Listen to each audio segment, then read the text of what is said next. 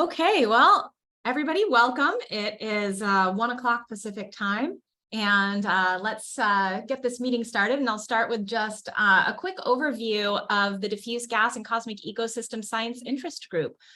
This is just a community-based group exploring science cases that help define long-term cosmic origins science objectives. And this is just a forum for researchers and students who are interested in diffuse gas throughout the universe. And this is our online monthly topical talk, the fourth Thursday of every month. And I am absolutely delighted that today's speaker, Dr. Stephanie Ho, will be talking to us about the kinematics of the circumgalactic medium. And I will advertise next week's talk, next month's talk, Thursday, August 24th. By Professor Sean Johnson from the University of Michigan, who will be talking about directly tracing the halo scale gas flows in emission at intermediate redshift. But let's head back to today's topic by Dr. Stephanie Ho, who is an NSF fellow at New Mexico State University. Stephanie received her PhD in physics with an astrophysics emphasis in 2019 from the University of California, Santa Barbara, with advisor Crystal Martin. And she has thought a lot about how galaxies get their gas, with emphasis on the how part. And Stephanie has really been driving the field forward with very, very detailed, robust kinematic measurements of the circumgalactic medium using a combination of, galaxy kinematics and circumgalactic medium kinematics. And I just can't wait to hear her talk today. So without further ado, I'm going to stop sharing and let Stephanie take control.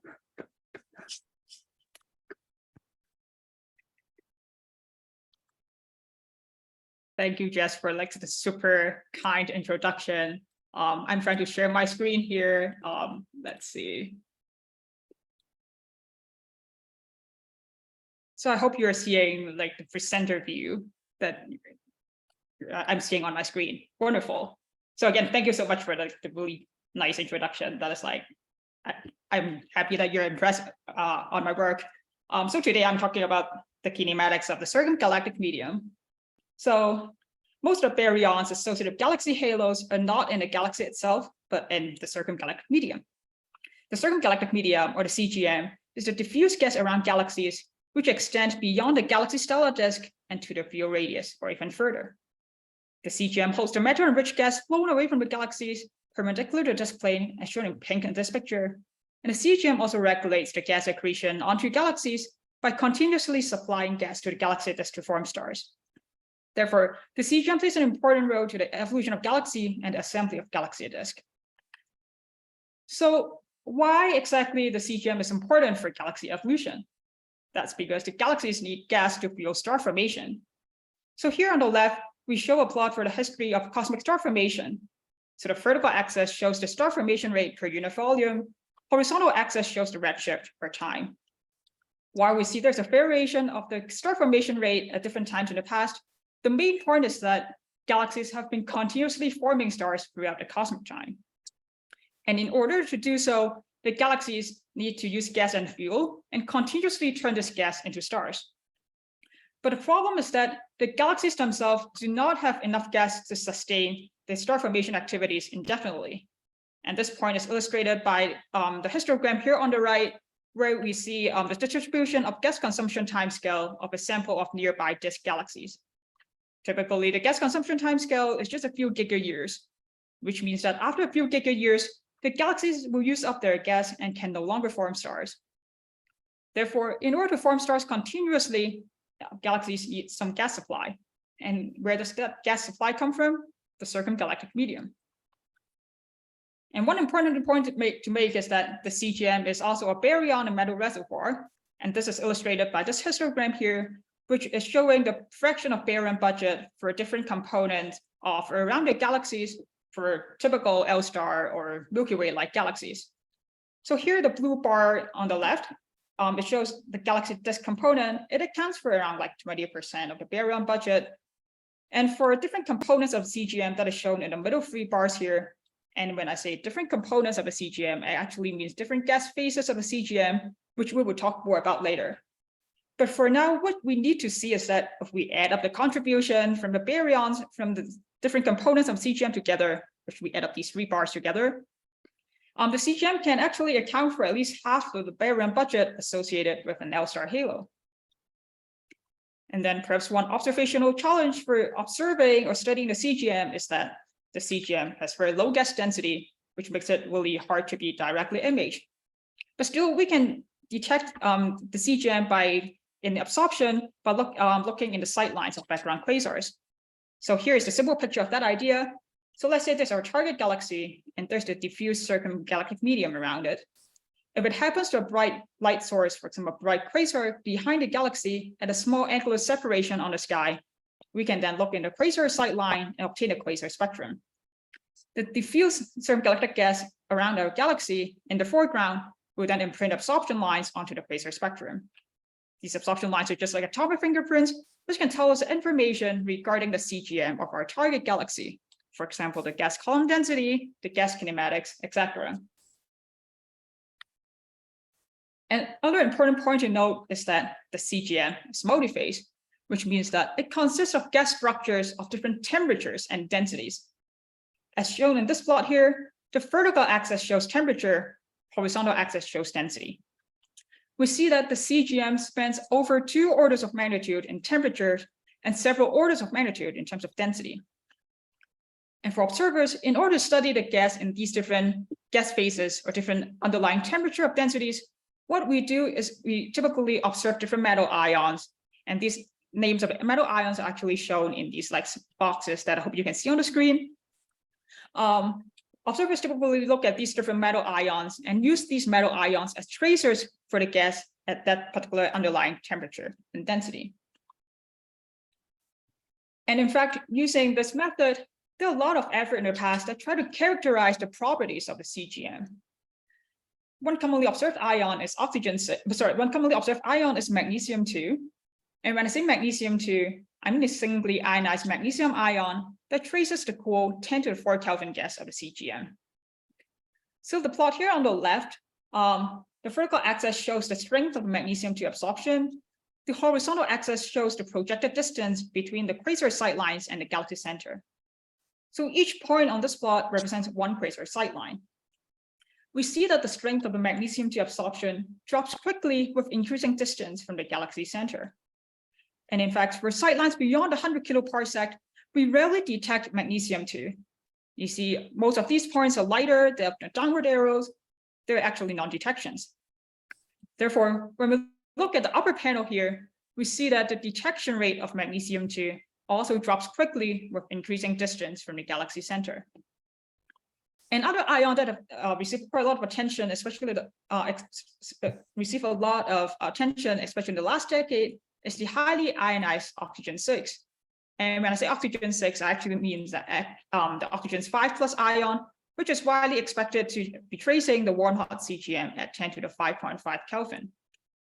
So in this plot here on the right, the vertical axis shows the oxygen-6 column density, horizontal axis shows the projected distance from the galaxy center. Solid markers are the sight lines that detected oxygen-6, and open markers are the sight lines that did not detect oxygen-6. And we can see that like from the plot, there are solid markers even beyond like 300, 400 kiloparsec from galaxy center, and those are the sight lines that detected oxygen-6, which means the oxygen-6 can be detected out to large distances. And that is in contrast with that from magnesium-2, where we rarely detected magnesium-2 beyond 100 kiloparsec from a galaxy center. Also, the oxygen-6 column density remains really flat out at large distances. Again, that is very different from the strength of magnesium-2 absorption that we showed on the left, where the strength drops quickly with increasing distance from the center of the galaxy. Therefore, this serves as a good example that different gas phases could actually have very different properties and distribution. And for some studies, they also have galaxy images that allows them to define the galaxy disk orientation. For example, as seen here on the right, there's a galaxy image, then we can define the galaxy major axis and the minor axis. We can also define a quantity called azimuthal angle, which is the angle between the galaxy major axis and the line joining between the center of galaxy and the quasar. And in fact, people often see that magnesium-2 is more likely or more often to be detected for sight lines near the galaxy major axis and also near the galaxy minor axis, but it's less often detected in regions in between. And this result is often interpreted as an evidence supporting the CGM picture, where major axis sight lines are intersecting the inflowing gas and minor axis sight lines are intersecting the outflowing gas. So while this is for magnesium-2, how about the oxygen-6 that we mentioned earlier? Currently, there's only one study to date that performed that analysis, and they also seem to see there's an enhancement of oxygen-6 detection rate at regions near the galaxy major and minor axis. But does this mean that the same picture also describes the oxygen-6 CGM? And in addition to gas distribution, for me, I'm actually more interested in connecting the CGM and the galaxy. For example, how galaxies get their gas. Therefore, previously, we have conducted a study that focused on the cool gas kinematics and trying to understand circumgalactic gas flow. And in that particular study, we have selected a uniform sample of galaxies in the sense that all 50 galaxies are star forming. They have similar redshift 0.2, they are inclined disk and have like similar stellar masses.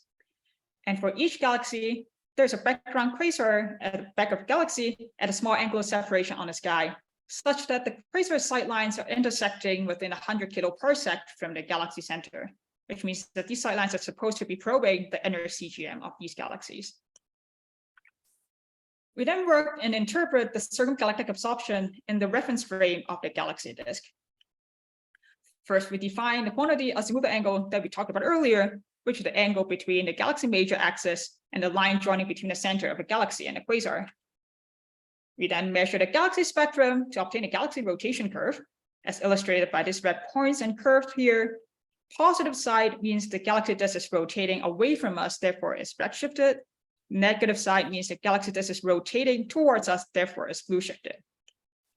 Then we also obtain a quasar spectrum to measure the magnesium-2 absorption that traces the cool 10⁴ Kelvin gas of our target galaxy. And this is the absorption line profile you see on the lower right, and the cyan and orange bars at the top shows the velocity range spent by the magnesium-2 absorption before and after corrected for the line broadening effect due to spectral resolution. Now let's look at the galaxy rotation curve and the magnesium-2 absorption together. So here it is. This blue points represents the magnesium-2 Doppler shift that we measured from the magnesium-2 absorption line.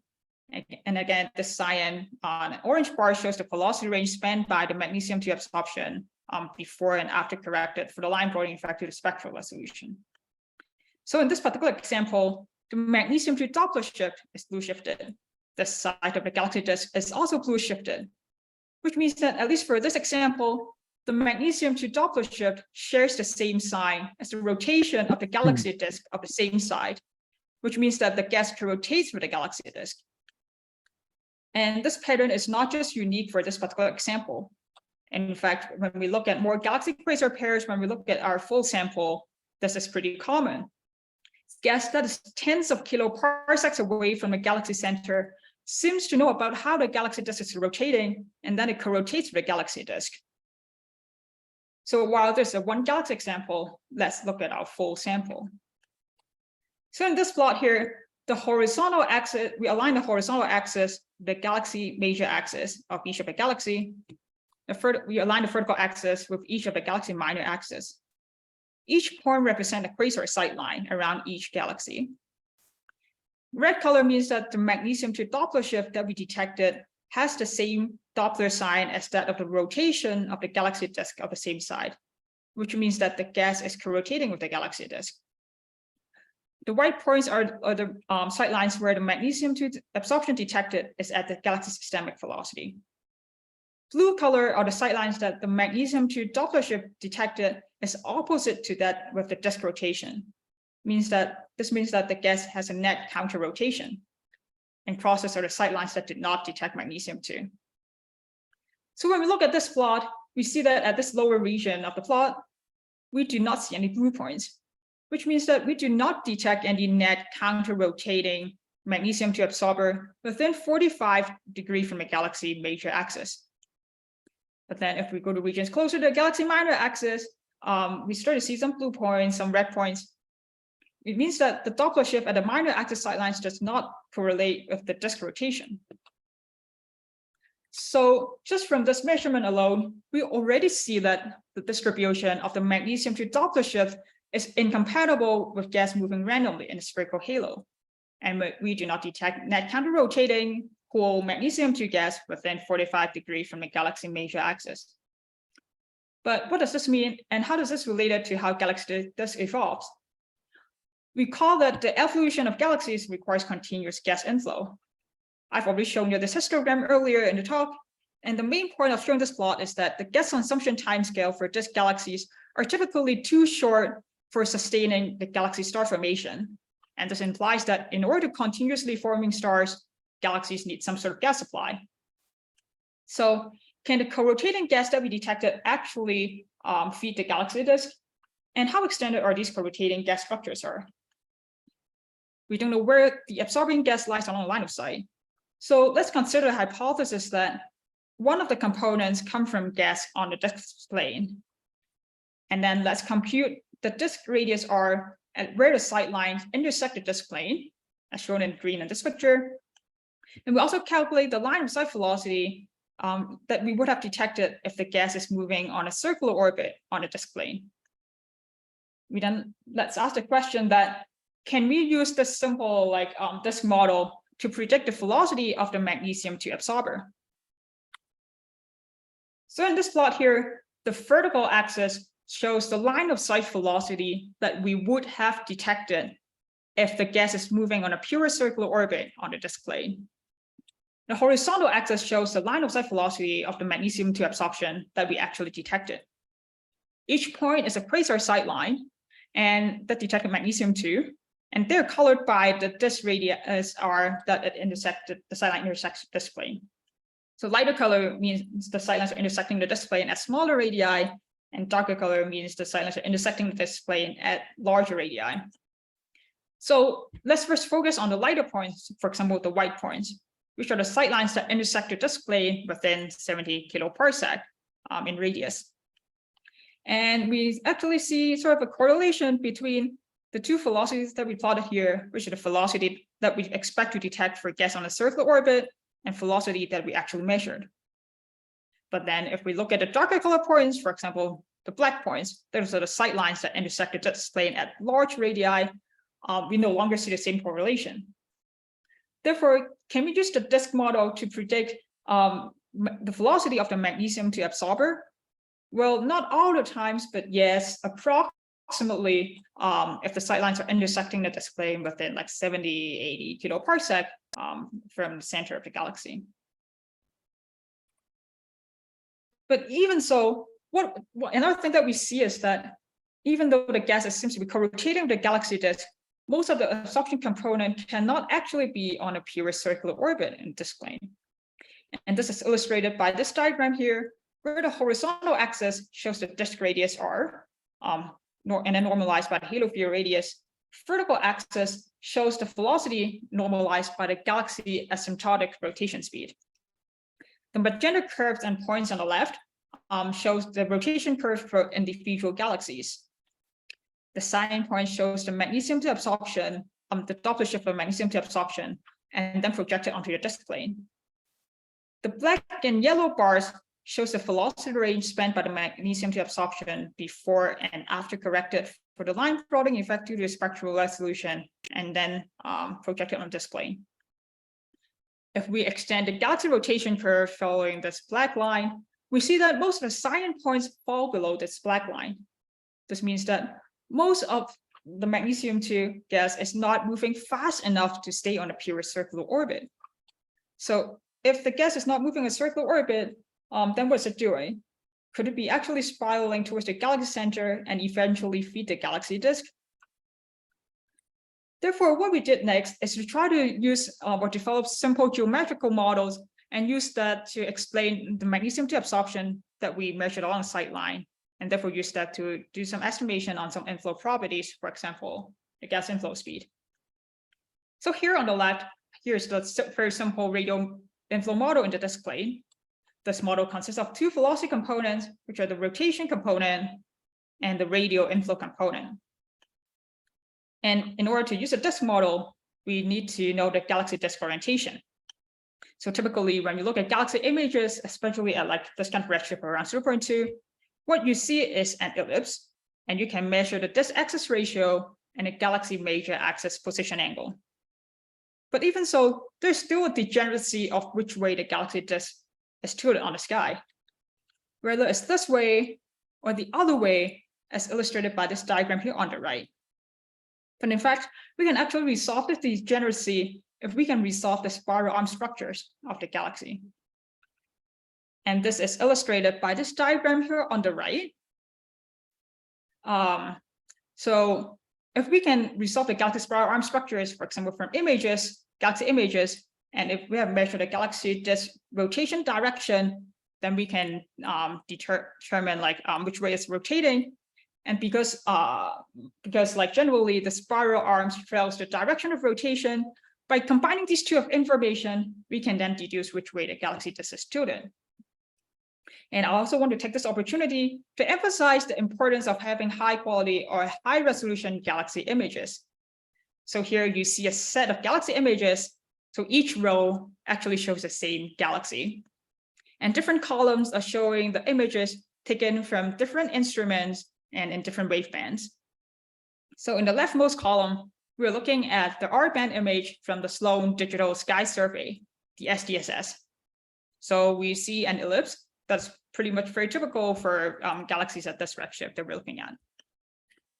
Then in the second column, we're looking at the near-infrared image taken from the Keck Noether instrument. And that is also with the adaptive optics, which basically corrected for the wavefront's distortion due to the air turbulence. And with that, we can arrive at, we get an image just that is close to the diffraction limit. And perhaps more impressive for this is that when you look at the lower row, the bottom row, we see that what seems to be a single galaxy in the SDSS image actually is resolved into two galaxies here. And these are ground-based measurements. And perhaps it's even better if we can go to space because we don't have to worry about like the air turbulence anymore. So therefore, in the third and fourth column, we are looking at the images taken from the Hubble Space Telescope, the WFC3 instrument. So the third row here is from the waveband F814W. So we see sort of like some weak signature, sort of like some weak signs of the spiral arms. And also for the bottom galaxy, we definitely still clearly see the two galaxies being resolved. But if our aim is to like get the resolve the spiral arm structures, we then should go to a bluer waveband because we want to image the young stars. Therefore, here on the rightmost column, we're showing the HST image from the F390W waveband. And now we can clearly see the spiral arm structure and determine the wrapping direction of the spiral arms. And with these like nice images, with the wrapping direction of spiral arms determined, we can then apply this method that we mentioned earlier, wrapping direction of spiral arms, this rotation direction, and determine which way the galaxy disk is tilted on the sky, and therefore establish the 3D galaxy disk orientation. And what we're trying to do is to combine this simple radial inflow model to this 3D galaxy disk orientation that we deduced and try to explain the velocity range of the magnesium-2 absorber that we detected in individual quasar sightlines.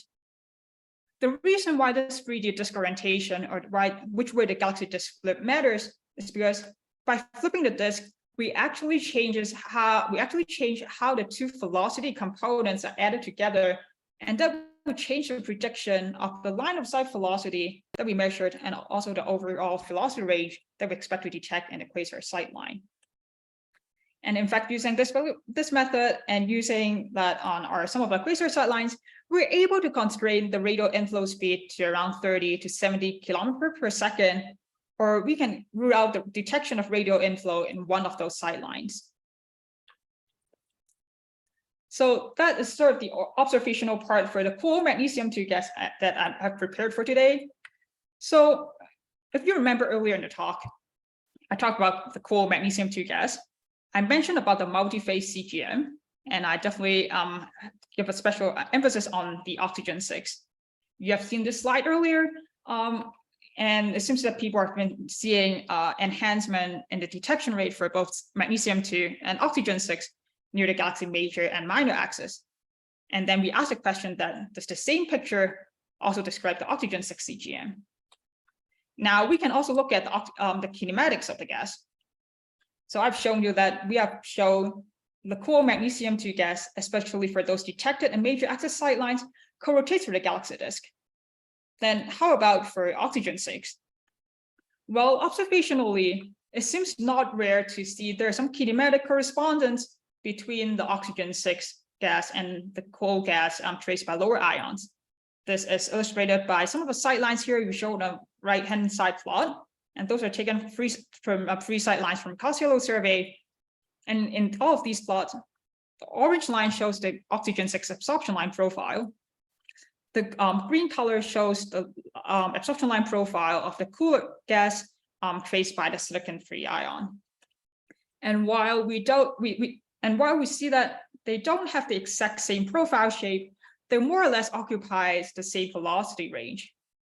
Therefore, if there is some kind of kinematic correspondence between the cooler gas low ions and also the oxygen-6, and then the cool gas, for example, traced by magnesium-2, is co-rotating with galaxy disk, it seems natural for me to just guess that the oxygen-6 also co-rotates with the galaxy disk. However, that doesn't seem to be the case according to the only published study to date that performed this analysis. And we show that result plot here on the right-hand side, where these curves in the left are showing the galaxy rotation curve for different galaxies. And these bars here on the right are showing the velocity range of the oxygen-6 absorption detected in these major axis sightlines. The white ticks are showing the oxygen-6 Doppler shift. You see that the absorption is like all over the place. Therefore, they concluded that they did not find any correlation between the disk rotation and the oxygen-6 kinematics. But this to me seems a little strange because that seems to be different from what we just argued just like a minute ago, saying that there seems to be some kinematic correspondence between low ions and oxygen-6. And if cool gas low ions are co-rotating with galaxy disk, shouldn't oxygen-6 also be co-rotating with galaxy disk?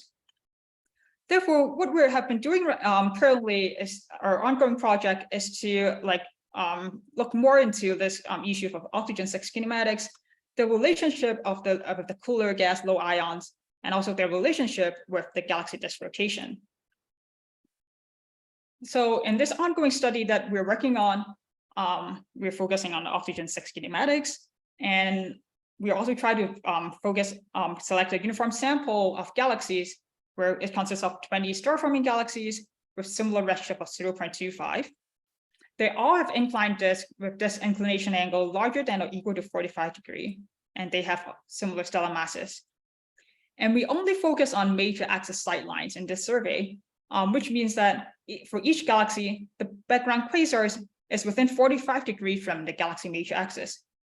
And I've plotted this distribution of a sightline azimuthal angle and a sightline impact parameter, and this plot here on the right, and also colored the points with the galaxy disk inclination angle. So for measuring the circumgalactic absorption, we use the quasar spectra that comes from HST cost, and that's come from a combination of our HST program and also from archival programs with those quasar spectra. And probably unsurprisingly, we also measure new galaxy spectra to measure the galaxy rotation curves. So now let's look at some examples. First of all, it is not rare to see there velocity components from oxygen-6 that co-rotates with a galaxy disk. So in this first example here, the lower left shows the image of a galaxy and quasar. So galaxy is on the left, quasar is on the right. In the top panel, we show the galaxy rotation curve measured from the galaxy spectra, and we see that the disk rotation at the quasar side of the galaxy disk is blue shifted. So which means that it's like rotating towards us. So now let's look at the absorption lines detected. Those are shown in the plot here on the right. The vertical blue dashed line shows the projected galaxy rotation velocity at the location of quasar sightline. First, let's focus on the oxygen-6 absorption. So for the oxygen-6, it's in the top row. We see two velocity components, and both velocity components are blue shifted, which means that both of these oxygen-6 velocity components are co-rotating with the galaxy disk. And we can also look at like the lower ions, for example, silicon-2 in the second row, and then silicon-3 and silicon-4. We all see like two velocity components, and those two velocity components have velocity that match really well with those with oxygen-6. Therefore, this is one of those examples where not only the oxygen-6 is co-rotating with the galaxy disk, but it also finds matching velocity components with the lower ions, and all of them are co-rotating with the galaxy disk as well. But not everything is so nice and clean. So here's our second example. So in this second example here, again, there's a galaxy quasar image on the lower left. At the quasar side of the galaxy disk, the disk rotation is blue shifted. So if we're expecting that the oxygen-6 is co-rotating with the galaxy disk, then we would expect to detect blue shifted oxygen-6 absorption. But then let's look at the absorption line profiles here. The absorption lines profile here on the right. So the first row again is oxygen-6. Yes, we do see a blue shifted absorption component, but we also see red shifted velocity components as well. And in fact, if we sort of take an average and calculate the column density weighted velocity, the value that we got is actually consistent with gas moving at a galaxy systemic velocity. And not even so, if we look at the lower ions, let's say like silicon-2 here, like carbon-2, they obviously have very different profile shape compared with that of the oxygen-6, and also have very different velocity spread.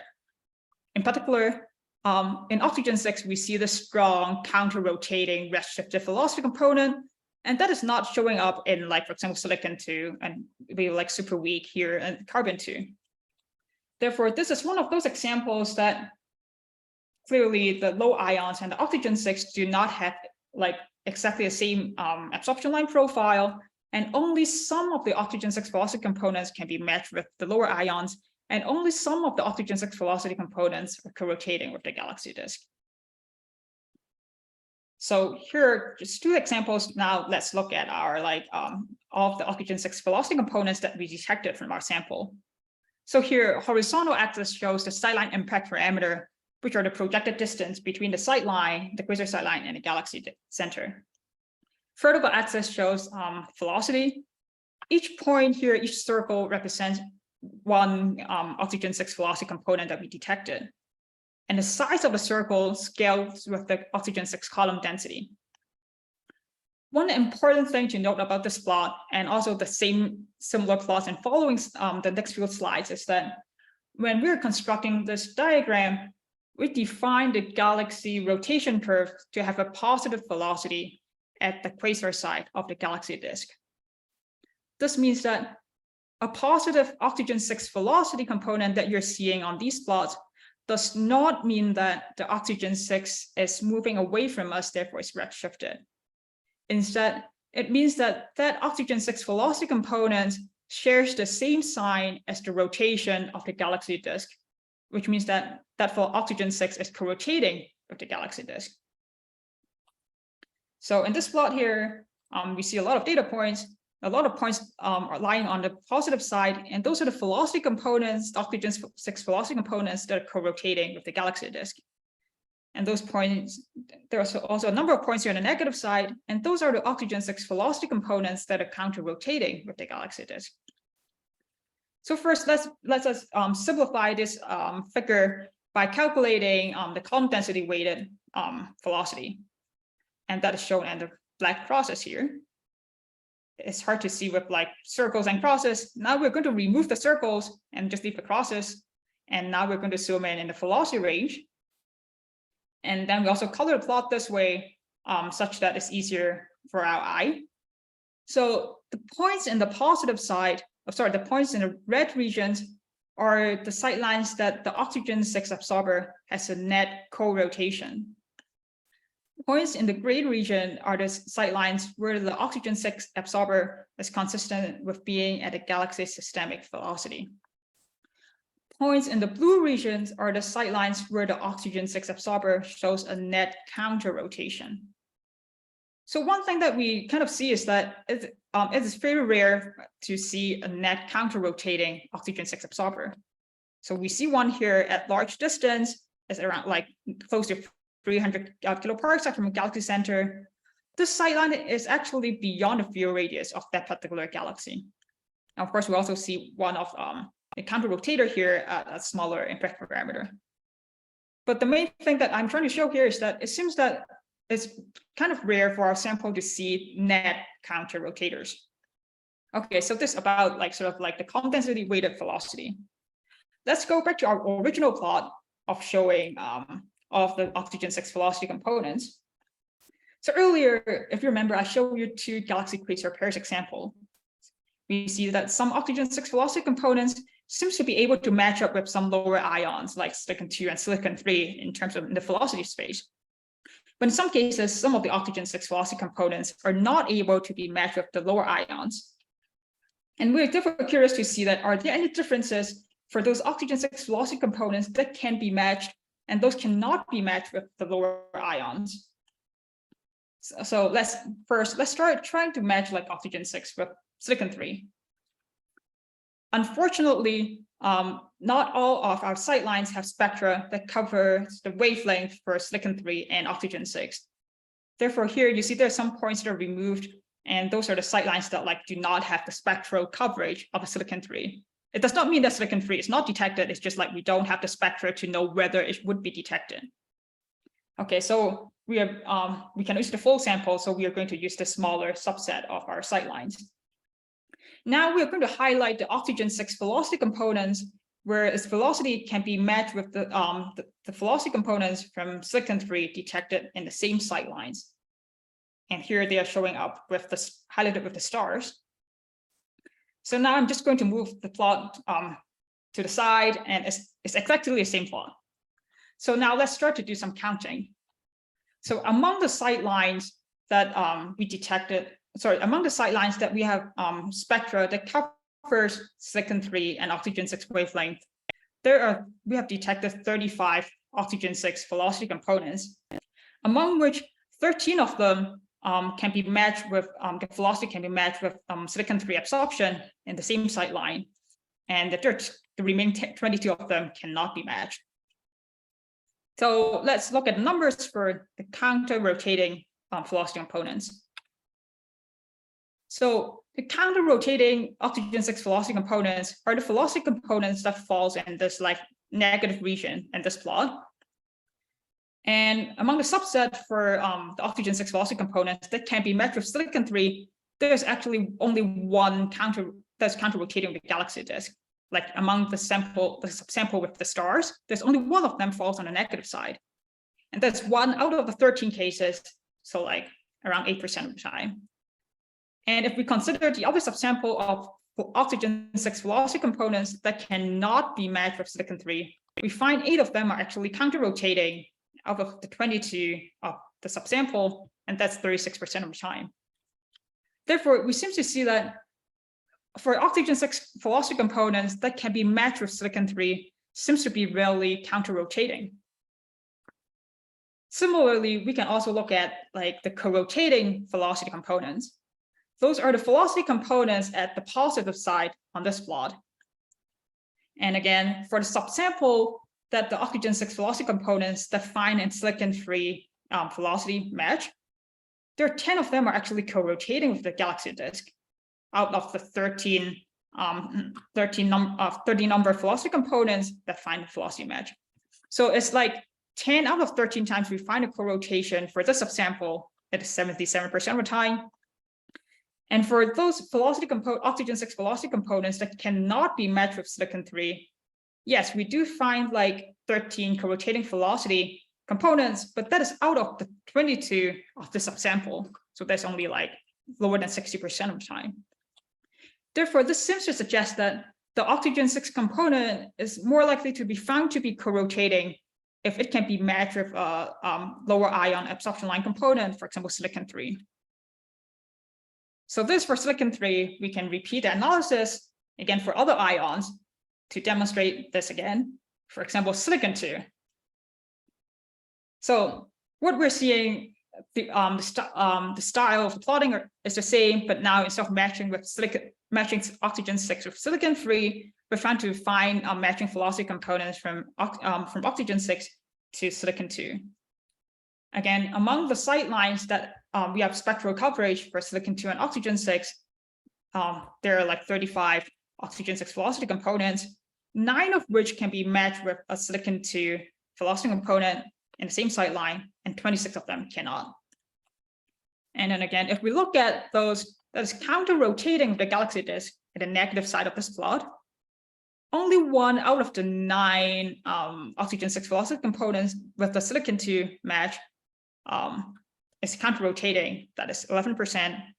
That number is again lower than that for those the ratio taken between the counter-rotating oxygen-6 velocity components without silicon-2 matches. So we're seeing the same pattern as what we have seen just for silicon-3 in the sense that oxygen-6 velocity components with matching silicon-2 seems to be rarely counter-rotating. Then again, if we look at the co-rotating systems, and we again look at a subset of oxygen-6 velocity components that with the silicon-2 matches, 7 out of 9 of them are co-rotating with the galaxy disk. So it's like 78%. And for the other subsample that without silicon-2 matches is 16 out of 26, is slightly lower, it's like 62%. So again, this agrees with what we see in silicon-3 in the sense that oxygen-6 with matching low ion velocity components tends to be more likely to be co-rotating with the galaxy disk. Okay, so this is like sort of all the observational results that I'm trying to show you today. We have talked about the co-rotation between the cool magnesium-2 gas with the galaxy disk. We have also discussed our ongoing work of analysis of the oxygen-6 kinematics, a comparison with the low ions, and then how that compares with the galaxy disk rotation, as we have just seen here. So while these are for observations, what do we see in cosmological simulations? So we're going to show you some results from the analysis on the EAGLE cosmological simulation. And EAGLE is a large-scale hydrodynamical simulation that simulates the lambda CDM universe. So it's a large simulation box, and it has thousands of galaxies in there. And we're going to focus on the galaxies at similar redshift and at similar stellar masses as our observed galaxies. And in fact, EAGLE seems to show like very different distribution of kinematics for magnesium-2 and oxygen-6 for around galaxies at similar to our redshift of 0.25. So here, what we are seeing is that these are maps of stacks of galaxies of a simulated EAGLE in the EAGLE simulation. So for these simulated galaxies, we define the galaxy disk orientation using this stellar angular momentum factor, and we align the galaxies such that the right-hand side corresponds to the redshifted side of the stellar rotation. So the left figure here shows magnesium-2, right figure shows oxygen-6, and within each figure, the left column shows the edge-on view, right column shows the face-on view. And let's first look at the gas distribution by looking at a column density map in the first row. So for magnesium-2, we see the gas is more concentrated near the galaxy center, and the distribution is somewhat axisymmetric. And that's very different from oxygen-6, where the gas is more spread out and the distribution is relatively more isotropic. We can then also look at the line of sight velocity map in the bottom row. For magnesium-2, we clearly see a blue shifted side and a red shifted side, and this is a clear indication of rotation. And in particular, the right-hand side here is red shifted, which means that the magnesium-2 gas is actually co-rotating with the stellar disk. But then let's look at the oxygen-6 on the right here. Well, of course, it is kind of obvious that the rotating signature is definitely not as strong as magnesium-2. But if we look closer, we can still see that like the left-hand side is generally blue shifted. The right-hand side is generally red shifted, which this indicated that there's still some kind of like rotation that's going on. And as an observer, I'm interested to see that if the gas have high enough column density to be detected, then how likely I'm going to find the gas to be co-rotating. So let's first focus on the magnesium-2, the cool magnesium-2 gas. So here we're showing the fraction of detectable magnesium-2 that is co-rotating. So if the gas is moving randomly, then this fraction should be 0.5 because we would have an equal chance to detect rotating and non-co-rotating gas. So in this plot, horizontal axis is the projected distance from a galaxy center, and each panel shows the results from different stellar mass bins, lower mass on the left and higher mass on the right. First, let's focus on the solid lines, which are the results from gas within the field radius around the galaxy. Darker lines means results from gas closer to the galaxy major axis, and lighter lines means results from regions closer to the galaxy minor axis.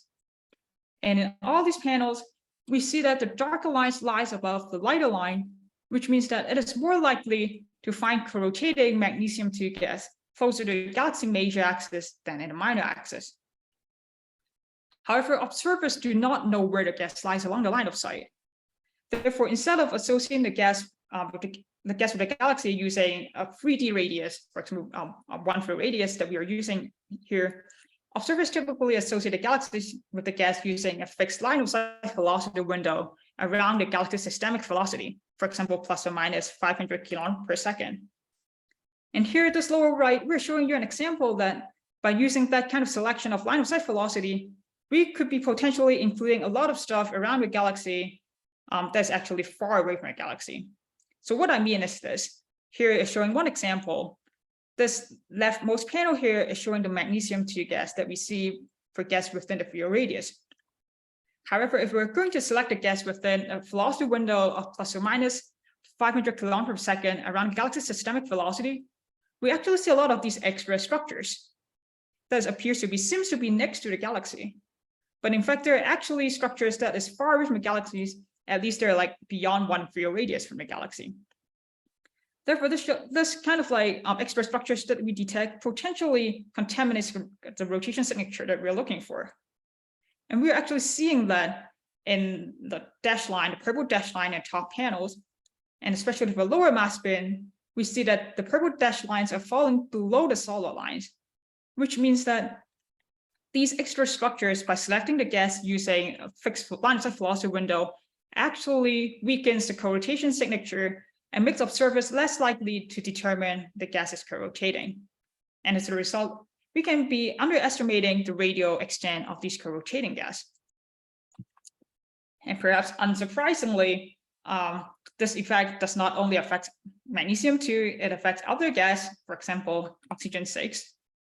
So here we're just showing how different the measured oxygen-6 column density would be if we are selecting the gas using different methods. Whether we are selecting the gas from a galaxy center using a fixed 3D radius, for example, like 1 field radius, 2 field radius, or 3 field radius, or if we're selecting the gas using a fixed line of sight velocity window that observers typically used, for example, plus or minus 300 and 500 kilometers per second. Those are shown in dashed lines. And those measured from the fixed 3D radius are shown in the solid lines. And we obviously see that the dashed lines are lying above the solid lines, which means that as a fixed impact parameter, selecting the gas using a line of sight velocity window actually produces a higher oxygen-6 column density and a flatter oxygen-6 column density profile compared to selecting the gas only within 2 or even 3 field radius around the galaxy. And similarly, now we're going to see how that affects for the detection for co-rotating oxygen-6 gas. This plot is similar to what we see for magnesium-2, but now we're seeing the oxygen-6 version. So vertical axis is the fraction of detectable oxygen-6 that is co-rotating. Horizontal axis is the sightline impact parameter or projected distance from the galaxy center. And if we look at first focus as solid lines again, those are the results from gas within 2 field radius around the galaxies. Again, darker lines meaning the results closer to the major axis, lighter lines are the results from gas closer to the minor axis. And then we see that even for oxygen-6, we see that the darker lines are lying above the lighter lines, which means that even for oxygen-6, there is a higher chance of detecting these co-rotating oxygen-6 gas for regions closer to the galaxy major axis. But then with that contamination issue that we're talking about due to the selection of gas using a fixed line of sight velocity window, that is shown by the result here in the green dashed line, showing the result from gas selected by a line of velocity window of plus or minus 500 kilometers per second. And clearly, again, especially for lower mass bins, we see that the dashed lines are lying below the solid lines, which means that this kind of observational bias of how the gas are being identified possibly affects the identification of the co-rotating gas around galaxies. And therefore, it makes us observers less likely to identify the gas, whether it's like magnesium-2 or oxygen-6 that we're showing here, is less likely to identify if the gas is co-rotating with the galaxy disk. So I guess this is actually the end of what I'm trying to show you today. And here's the summary slide. And I guess I will show the slide here and take questions. Thank you.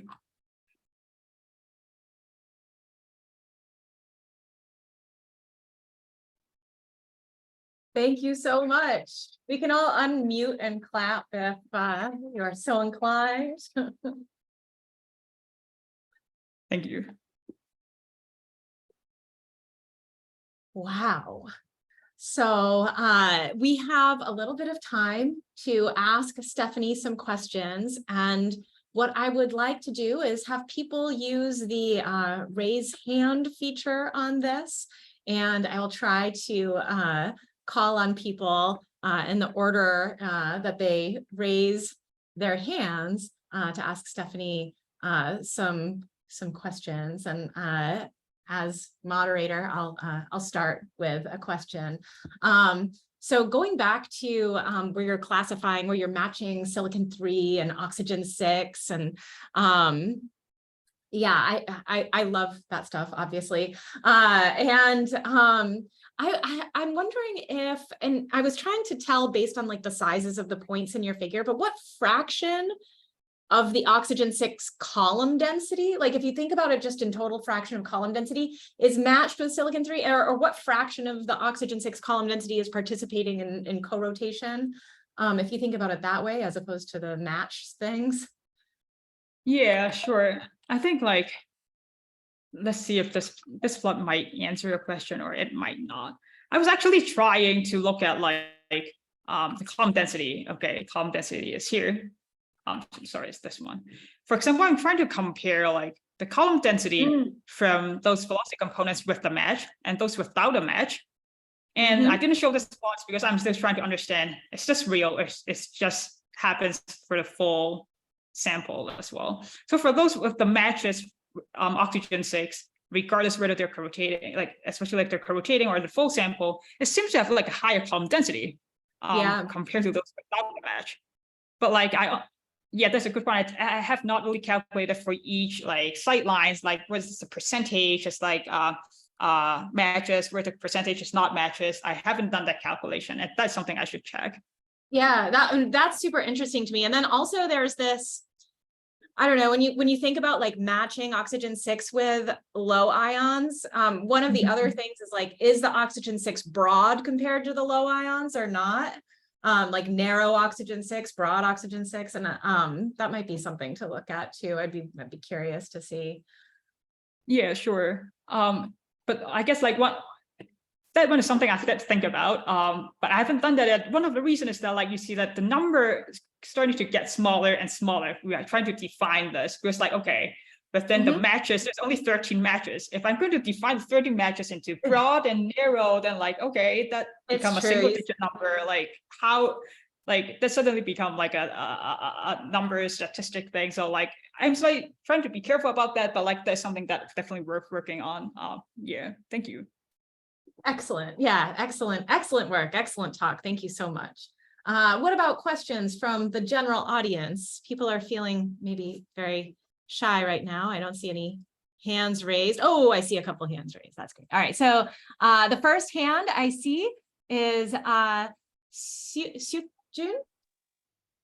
Hi, I am Seokjun. Thanks for the nice talk. I just wondering about another line because I I'm interested in carbon 4 absorption though, so that the carbon 4 ionized level is between the magnesium 2 and oxygen 6. So also, did you have any expectation about the carbon 4 absorption feature if we compare with an oxygen 6 or magnesium 2? Because so nowadays some people found the evidence of the carbon 4 scattering in the CGM via carbon 4 as especially extended carbon 4 emission. Yeah, that's a good point. And I wish I applied carbon 4 spectral coverage for my spectra, but unfortunately, most of the sightlines, they do not cover the wavelength of carbon 4. Maybe 1 or 2 of them have detected carbon 4, but it's definitely not a general thing for our whole sample. So unfortunately, with this sample that we have right now, we cannot do the comparison, the same kind of analysis for carbon 4. Unfortunately. Thanks. You're welcome. Okay, how about Daniel is next? Hi, Stephanie. Great talk. Actually, going back to what you were just talking about before, you mentioned that, obviously for your comparing different ions and sort of matching ions, you have a relatively small sample. Is it possible to do like to sort of mimic this analysis with Eagle and get like a ton of synthetic observations to maybe see if you can reproduce that kind of trend you're seeing with that? Is that something you've thought about or tried? That is actually in my plan for my NSF proposal that for the fellowship I'm having right now. So that is just like having like synthetic spectra and try to compare the velocity components and different sight lines using an Eagle simulation is definitely in the plan of what I will be doing in the coming 2-3 years. So I hope I have maybe more to share and more to discuss with you at that time when now I've look at synthetic spectra and with your expertise of looking at simulations, what do you think about what I'm seeing? But yes, that is something in my plan for the next 2-3 years. Cool, thanks. Awesome, that sounds exciting. Okay, and last but not least, David, close us out. Thank you, Stephanie, for a wonderful talk. I was wondering whether you plan to do analysis, the kinematic analysis along the minor axis, because irrespective of the Eagle simulations, clearly the prevalence of absorbers is much larger for large values of alpha above 60 degrees. And also we know, at least in the nearby universe, that there are co-rotating disks of satellites in the Milky Way, in M31, in the Sombra, and so on. So we know there must be some gas going on at something like 0.5 to 0.7, the real radius. And so I would expect that to see an anti-correlation or a positive correlation, both in both directions, between the line of sight velocity and the impact parameter. Mm-hmm. That is definitely an interesting point. That is not currently in our observing proposals right now, because our proposal that combines the archival and new programs mainly focus on the gas accretion part to understand co-rotation, does it relate to accretion or not? But it's definitely something nice to do for studying in the minor axis, because we could also compare with the galaxy rotation, is that something related or not? Also there's a rich the rich database for these cost spectra, right, from different surveys like cost halos and many others like the CCC survey. So there's something definitely possible to do. It's just currently I'm more focused on the gas accretion part. That's why for most part of the talk you're hearing about rotation, accretion, something like this. But yes, and understanding the minor axis part, how that different from the galaxy major axis, how it depends on impact parameter, the broadening. These are all very interesting topics to understand in the future. Thank you. Thank you. Absolutely, very interesting. Okay, so before everybody goes off to wherever they are, wherever in the world they are, I just want to again advertise our talk on August 24th by Professor Sean Johnson. I hope to see you all there a month from now, roughly. And let's all give Stephanie a round of applause again. It's so good to see everybody here. Thank you, Stephanie. Thank you, everyone. Thank you. Thank you, Stephanie. Thank you, Jess. Thank you.